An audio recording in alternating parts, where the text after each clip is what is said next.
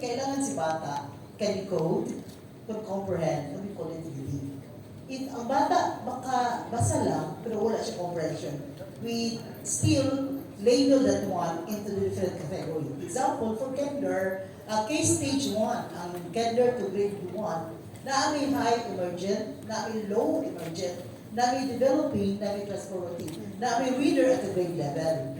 The goal is for them to be a reader at the grade level. So by March, that's the mandate of the teacher is supposed to be.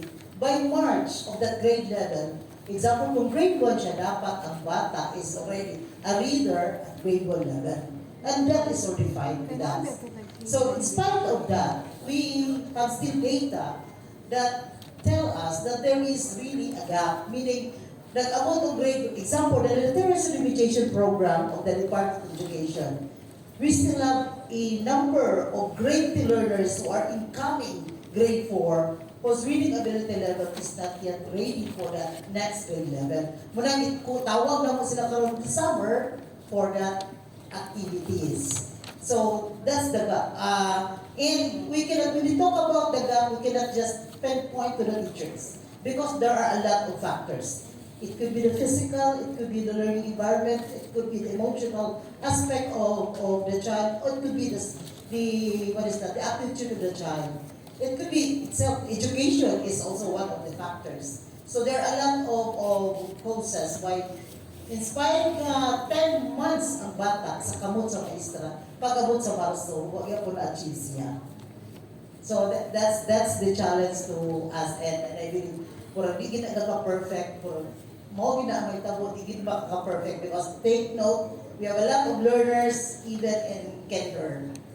We have usually the range be of 25 to 30 plus ang kinder, which is quite big na kita na.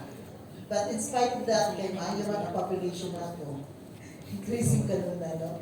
So we have this number of students, especially for the city, large ang mga classes niya. We cannot expect 100% reader at the end of March. And sir will also about us. Okay, I leave down to the answer of my chief, Malaypra. In alternative learning system, or in particular the Department of Education, we're not, our clients are not school age, not just school age learners. We have also adults, particularly in the program of alternative learning system. As the gaps, because in alternative learning system, we have also the what we call the BLP, or the Basic Literacy Program. And we have numbers of learners in in Northern Mindanao who can read, write, and compute under the BLP. That is why we have the BLP programs. So with that, in the BLP, we really implement the Project CNR to really teach our learners. Even though there are 70 years old, 65, 40, can't write. They are under BLP. Before we will enroll them to elementary for alternative learning system, or even in junior high school, they will undergo the basic literacy program for them to for our teachers, for them to teach basic writing or the basic literacy skills. And also another challenge and gap in the Department of Education, particularly an alternative learning system, is the physiological needs for our learners. Imagine we have adult learners. No, if kung papipiliin natin sila kung mag-aral or maghanap buhay, pipiliin nila ang maghanap buhay. No, they will choose really the livelihood.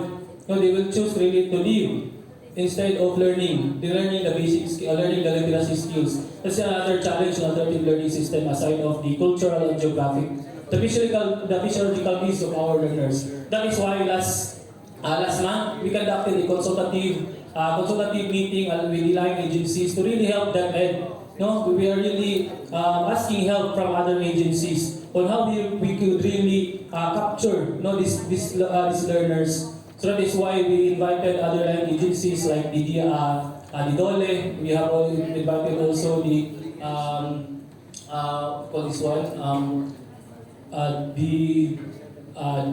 the Department of DILG, no, to really help our learners, particularly the local government units. no, na kumbaga kung susumahin kasi natin yung gaps, hindi lang talaga in functional literacy or basic literacy yung challenge namin sa DepEd, particularly in ALS. Yung challenge namin is paano namin sila mapaaral sa alternative learning system or sa DepEd, concerning that they have also their issues and challenges, no, even kung paano sila mabuhay, no, because as I have mentioned, these adult learners, no, are mothers. These adult learners are fathers, are working. No, so yan yung isa sa challenge namin na nakita namin na gap.